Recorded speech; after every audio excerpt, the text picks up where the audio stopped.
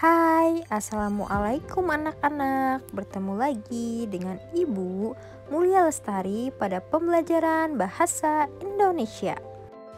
Baik anak-anak, kita akan melanjutkan materi minggu lalu, yaitu masih dengan materi yang sama, drama-drama kehidupan. Ingat, sebelum memulai pembelajaran, jangan lupa untuk berdoa terlebih dahulu ya. Berdoa dimulai. Untuk melanjutkan materi minggu lalu, di sini kita akan membahas mengenai struktur dan kaidah kebahasaan teks drama. Yang pertama, di sini ada prolog. Prolog merupakan pembukaan atau peristiwa pendahuluan dalam sebuah drama.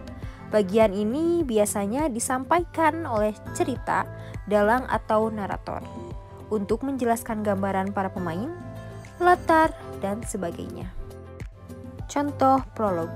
Suatu ketika, terdapat sebuah kerajaan yang diperintah seseorang raja yang bijaksana. Namanya Raja Henry. Raja Henry memiliki seorang anak bernama Pangeran Arthur. Pada suatu hari, datanglah seorang pemuda pengembara. Ia datang ke kerajaan dan menemui pangeran yang sedang melamun di taman istana. Selanjutnya ada dialog. Dialog merupakan percakapan yang melibatkan tokoh-tokoh drama yang diharapkan dapat menggambarkan kehidupan dan watak tokoh, problematika yang dihadapi, dan cara tokoh menyelesaikan persoalan hidupnya. Contoh dialog, Amran bicara sendiri. Sudah jam 7:30 lewat, kemana perginya Anhar melihat ke pintu dalam. Gunandi, masih di dalam. Ya kak, keluar menemui Amran. Amran, duduk. Kemana katanya Anhar tadi? Gunandi, mau mancing ke tempat kita mendapat ikan besar dulu kak. Di dalam dialog tersaji urutan peristiwa yang dimulai dengan orientasi, komplikasi, sampai dengan resolusi. Oke, selanjutnya ada orientasi. Orientasi adalah bagian awal cerita yang menggambarkan situasi yang sedang atau sudah terjadi. Contoh, pengembara. Selamat pagi Pangeran Arthur. Pangeran Arthur. Selamat pagi, siapakah kau? Pengembara. Aku pengembara biasa. Namaku Theo. Kudengar pangeran sedang bingung memilih calon istri. Komplikasi. Komplikasi adalah bagian yang berisi tentang konflik atau masalah dan pengembangannya, gangguan atau halangan dalam mencapai tujuan. Contoh, pengembara. Patani yang baik hati, mengapa kau memilih istri yang gemuk? Patani tersenyum. Ia adalah wanita yang rajin. Lihatlah rumahku. Bersih sekali bukan? Setiap hari ia membersihkannya dengan teliti. Lagi pula aku sangat mencintainya. Pangeran Arthur mengangguk-ngangguk. Baik, selanjutnya ada resolusi. Resolusi adalah bagian klimaks atau bisa disebut dengan turning point dari drama, berupa babak akhir cerita yang menggambarkan penyelesaian atas konflik-konflik yang dialami para tokoh. Resolusi harus berlangsung secara logis dan memiliki kaitan yang wajar dengan kejadian sebelumnya. Contoh, Pangeran Arthur mengangguk-ngangguk. Kini aku mengerti tidak ada manusia yang sempurna. Begitu pula dengan calon istriku. Yang penting aku mencintainya dan hatinya baik. Pengembara bernafas lega lalu membuka rambutnya yang ternyata palsu. Rambut aslinya ternyata panjang dan keemasan. Ia juga membuka kumis dan jenggot palsunya. Kini di hadapan pangeran ada seorang putri yang cantik jelita. Pangeran, sebenarnya aku Putri Rosa dari negeri tetangga. Ibunda pangeran mengundangku ke sini dan menyuruhku melakukan semua hal tadi. Mungkin ibunda ingin menyadarkanmu. Pangeran Arthur sangat terkejut. Akhirnya aku dapat menemukan wanita yang cocok untuk menjadi istriku. Epilog. Epilog adalah bagian terakhir dari sebuah drama yang berfungsi untuk menyampaikan intisari cerita atau menafsirkan maksud cerita oleh narator atau dalang pada akhir cerita.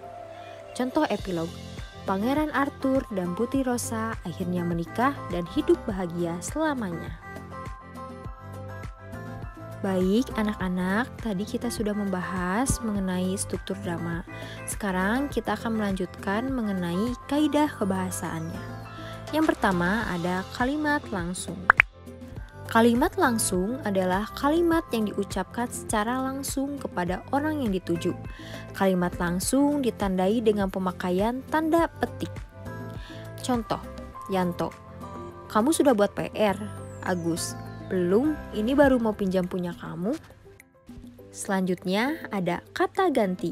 Kata ganti atau bisa disebut dengan pronomina adalah suatu kata yang dipakai untuk mengganti orang atau benda. Kata ganti persona dibedakan menjadi 3. Yang pertama ada kage, orang pertama, tunggal aku atau saya. Selanjutnya ada jamak, yaitu kami atau kita. Lalu di poin kedua ada kage, orang kedua, yaitu tunggal, kau, kamu, engkau, anda, atau jamak, kalian, kamu sekalian, anda sekalian. Dan yang poin terakhir yaitu poin 3 ada kage, orang ketiga, tunggal, dia, ia, atau nya, jamaknya mereka. Contoh dialognya, Agung, aku sudah menjenguk Sri kemarin. Alit, kok kamu gak bilang-bilang? Kaidah kebahasaan selanjutnya ada kata baku dan tidak baku. Kata baku merupakan kata yang sesuai dengan tata bahasa Indonesia yang baik dan benar. Sedangkan kata tidak baku merupakan kata yang dipergunakan dalam percakapan sehari-hari dan bersifat non-formal. Bisa kita lihat di sini ada tabel kata tidak baku dan kata baku. Kata tidak baku sekedar, kata baku sekadar. Kualitas itu kualitas. Apotik, apotek. Merubah, mengubah.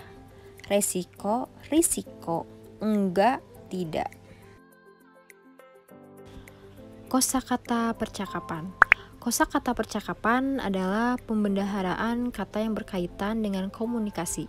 Dalam teks drama banyak ditemukan kosakata percakapan. Contoh, Sri, Ri, nanti aku main ke rumahmu ya. Ari, oke. Konjungsi temporal.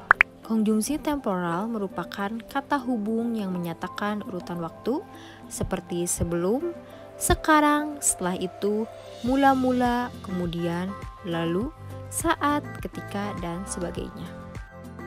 Contohnya seperti Ibu, kamu sudah harus pulang sebelum jam 8 malam. Ira, iya Bu. Kaidah kebahasaan selanjutnya ada kata kerja dan kata sifat. Kata kerja atau verba adalah kata yang menggambarkan suatu proses, perbuatan, atau keadaan. Kata kerja biasanya ditandai dengan imbuhan men dan ber, serta kata dasar seperti menyuruh, menobatkan, beristirahat, merasakan, bertamasya, lari, tidur, dan sebagainya. Contohnya seperti Abi, Ma, besok pagi jadikan kita berolahraga di lapangan. Ima, jadi dong, besok kita bertemu di sana.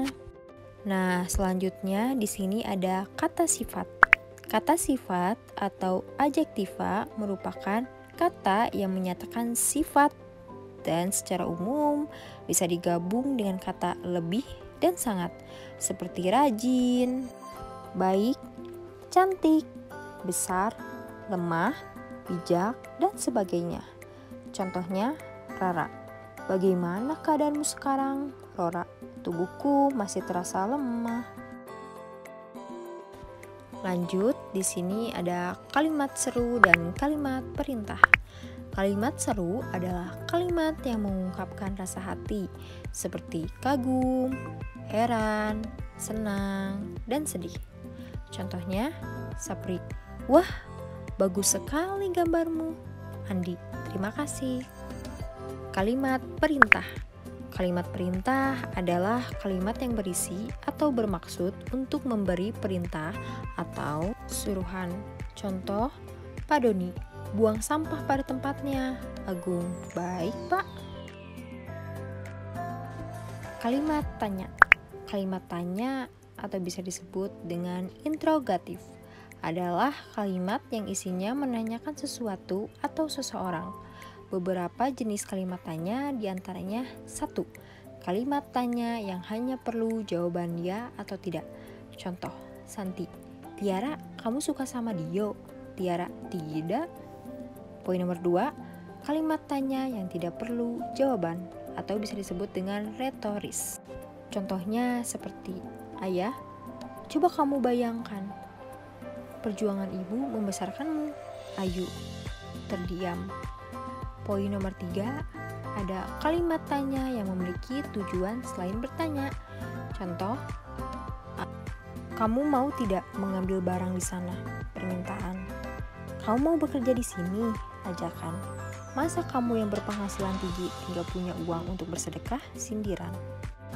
Baik anak-anak, kita sudah mencapai akhir dari video pembelajaran. Di sini ada poin mengenai menulis teks drama. Yang pertama, kita harus menentukan topik. Yang kedua, menentukan tokoh dan penokohan. Yang ketiga, membuat kerangka alur. Dan yang keempat, mengembangkan kerangka.